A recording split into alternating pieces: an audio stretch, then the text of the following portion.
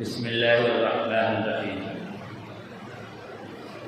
نحمده ونصلي على رسوله الكريم أما بعد فأعوذ بالله من الشيطان الرجيم بسم الله الرحمن الرحيم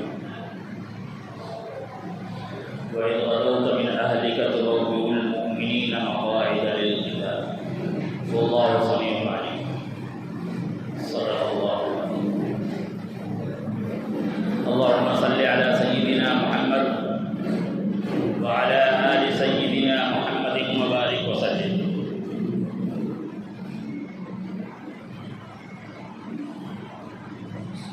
معزز دوستو، یہ شوال کا مہینہ ہے.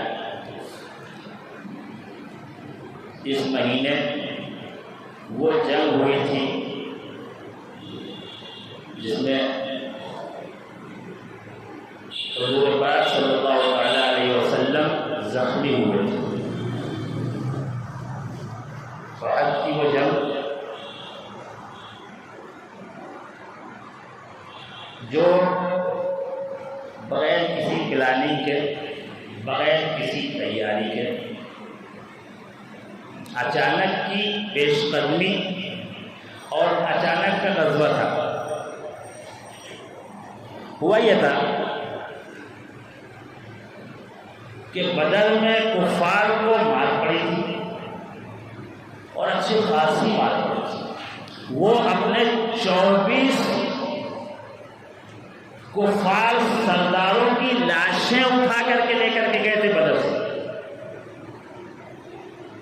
تو جب مکے پہنچے تو پورا سال ایک دوسرے کو ملامتیں کرتے رہے.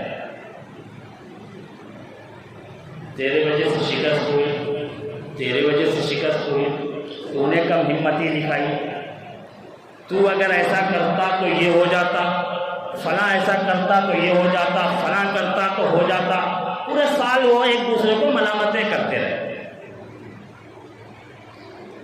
اور ان کی بار بار یہ کوشش تھی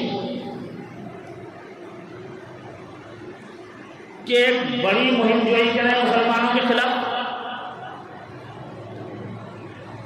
ایک فیصلہ کن جنگ کریں.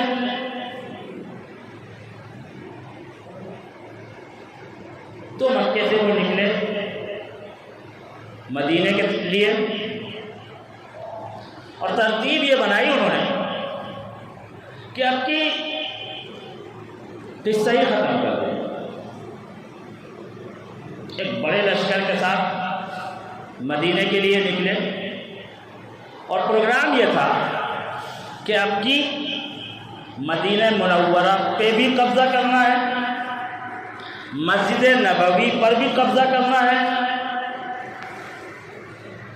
اور حضور پاک صلی اللہ تعالی علیہ وسلم کو بھی نعوذ باللہ قتل کرنا ہے. حضرت ابوبکر، حضرت عمر، حضرت عثمان اور حضرت علی رضی اللہ تعالی عنہم کو بھی نپٹانا ہے.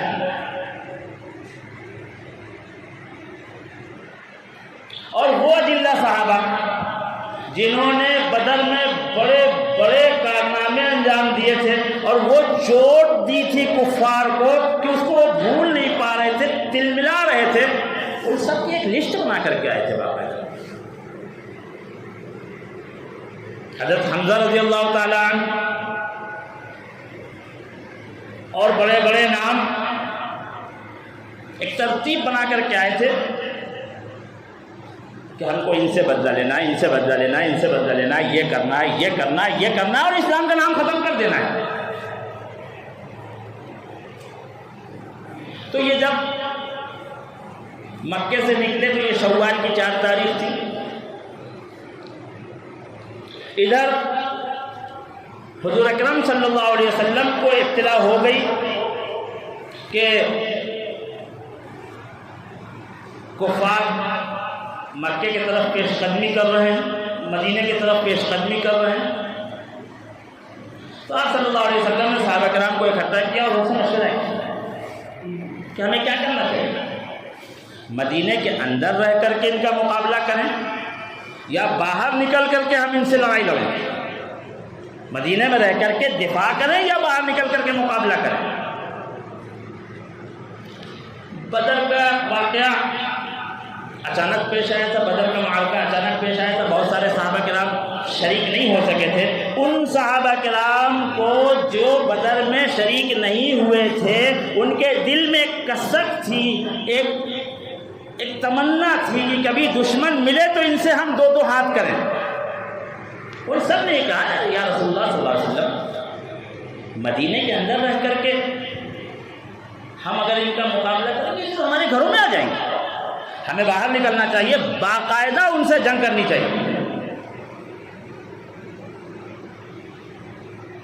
مشورے میں یہی طے پایا کہ باہر نکل کر کے مقابلہ کیا جائے۔ اب مدینہ، اس وقت کا مدینہ، یہ جو حد کی پہاڑی ہے،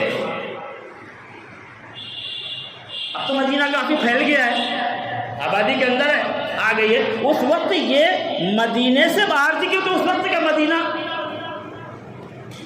جو حضرات، جو خوش قسمت لوگ دیکھ کر کے آئے ان کو معلوم ہے، اس وقت کا مدینہ اتنا ہی تھا جتنا آج مسجد نبوی کا احاطہ ہے۔ باہر نکل کر کے سفر کرنا تھا تو اللہ کے رسول صلی اللہ تعالیٰ علیہ وسلم نے سفر کا ارادہ کیا۔ عصر میں آپ صلی اللہ علیہ وسلم نے سفر شروع کیا، مغرب اور عشاء درمیان میں پڑی، اور اس کے بعد شیخان کے مقام پر جا کر کے آپ نے پڑاؤ ڈالا۔ رات کی نمازوں سے فارغ ہونے کے بعد آپ اپنے لشکر کے وزٹ کے لیے نکلے، ایک دورہ کیا معائنے کے لیے، تو آپ نے یہ پایا کہ اس لشکر کے اندر کچھ بچے بھی ہیں۔ وہ بچے جن کی عمریں کچھ 15 سال 16 سال 17 سال رہی ہوگی، اللہ کے رسول صلی اللہ تعالیٰ علیہ وسلم نے ان بچوں کو دیکھا۔ یہ بچے جو صحابہ کرام کے ساتھ آ گئے تھے، اپنے والدین کے ساتھ آ گئے تھے، اپنے رشتہ داروں اور عزیز و اقارب کے ساتھ آ گئے تھے۔ آپ نے صحابہ کرام کو بلایا اور ان سے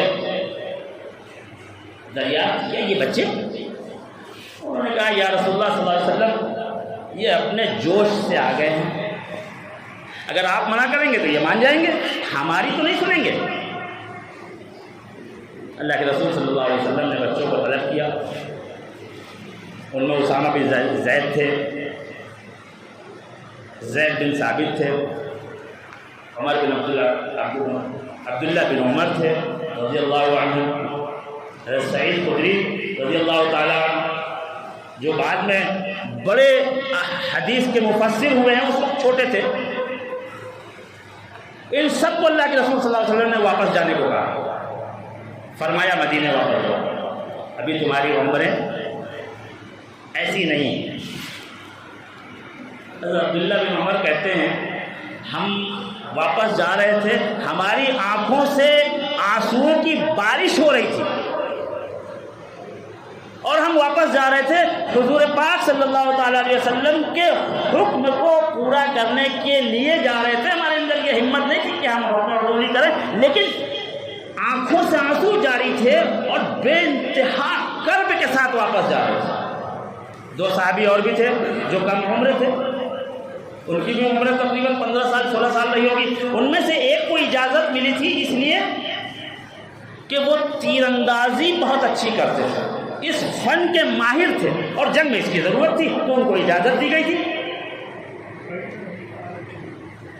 حضرت رافع جو دوسرے ایک صحابی تھے، 15 سال ان کی عمر تھی، حضرت رافع بن خلید، وہ کھڑے ہوئے اور انہوں نے کہا یا رسول اللہ صلی اللہ علیہ وسلم، آپ نے ان کو اجازت دی ہے، میں ان سے زیادہ طاقتور ہوں، آپ مجھے موقع دیجئے، ان سے مقابلہ کرائیے، میں ان کو شکست دے دوں گا، میں ان پر غالب آ جاؤں گا۔ اللہ کے رسول صلی اللہ علیہ وسلم نے کہا ٹھیک ہے، مقابلہ کرو۔ اب وہ آئے، مقابلہ شروع ہوا کشتی کا، دھیرے سے کان کے پاس اپنا منہ لے گئے، کہنے لگے دیکھو یار، تم کو تو اجازت مل گئی ہے، اب تمہیں تو منع نہیں کیا جائے گا، اگر تم ہار جاؤ گے میرا بیڑا پار ہو جائے گا۔ اور ایسا ہی ہوا، دونوں کو اجازت مل گئی۔ یہ بچوں کا جذبہ تھا احد میں،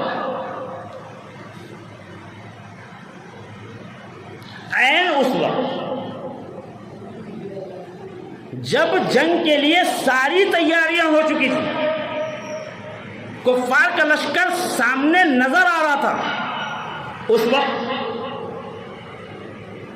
منافقین میں سے ان کا سردار عبداللہ ابن ابی، جو منافقین کا سردار تھا، رئیس المنافقین تھا، وہ اپنے 300 ساتھیوں کو لے کر کے یہ کہہ کر کے چل دیا کہ میں نے مشورہ دیا تھا کہ مدینے کے اندر رہ کر کے ہم لڑیں گے، مدینے کے اندر رہ کر کے دفاع کریں گے، میرا مشورہ نہیں مانا اس لیے میں جا رہا ہوں۔ 1000 کی تعداد تھی، صرف 1000 تھے، ان میں سے 300 کو لے کر کے وہ چل دیا۔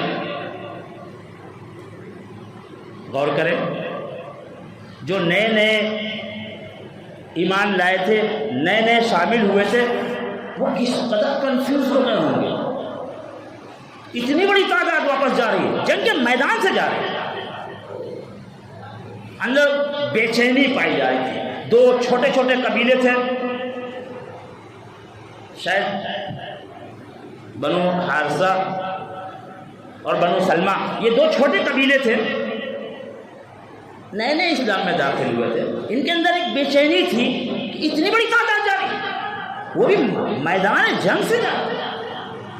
ان کا دل اندر سے کچھ متزلزل ہونے لگا۔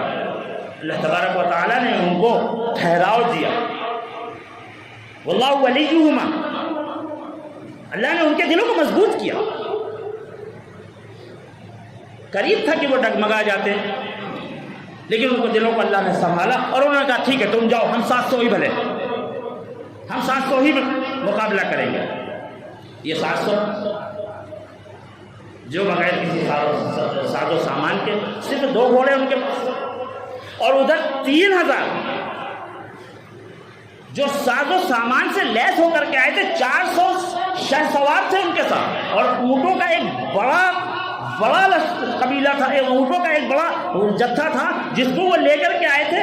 روز ایک اونٹ کو ذبح کریں گے اور کھائیں گے، اس قدر شباب و کباب کے نشے میں آئے تھے۔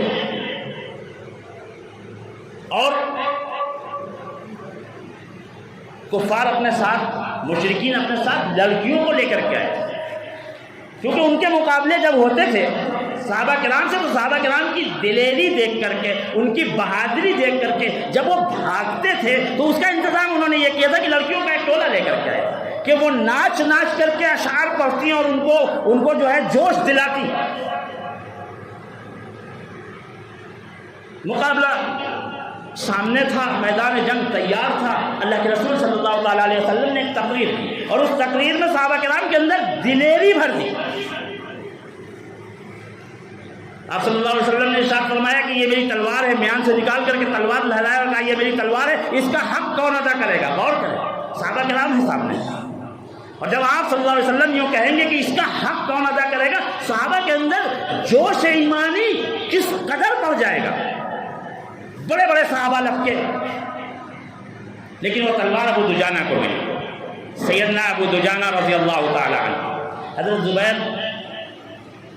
حضرت عبداللہ ابن زبیر جو حضور کے حفیظات بھائی ہیں، ان کے دل میں یہ بات آئی کہ میں تو رسول اللہ صلی اللہ علیہ وسلم کا رشتہ دار بھی ہوں، اور میں تیر انداز بھی ہوں، میں لڑائی کے فن سے بھی واقف ہوں، لیکن مجھے یہ تلوار نہیں دی حضور نے، اور ابو دجانہ کو دی، ضرور اس میں کوئی خاص بات ہوگی۔ ابو دجانہ اس تلوار کو لینے کے بعد انہوں نے وہ بڑے بڑے کارنامے انجام دیے ہیں، وہ بڑے بڑے کارنامے سر انجام دیے ہیں کہ تاریخ کی کتابیں بھری پڑی ہوئی ہیں ان کے بہت سارے واقعات، کیونکہ ان کے پاس رسول اللہ صلی اللہ علیہ وسلم کی تلوار تھی۔ فوجیں دونوں آمنے سامنے ہیں، جنگ کا اعلان ہونے والا ہے، قریب ہے کہ باقاعدہ جنگ شروع ہو جائے، لیکن وقت اس کی اجازت نہیں دے رہا کہ میں اس کے آگے کچھ کہوں۔ انشاءاللہ اگلے جمعے میں اس کے آگے عرض کروں گا۔ وآخر دعوانا الحمدللہ رب العالمین۔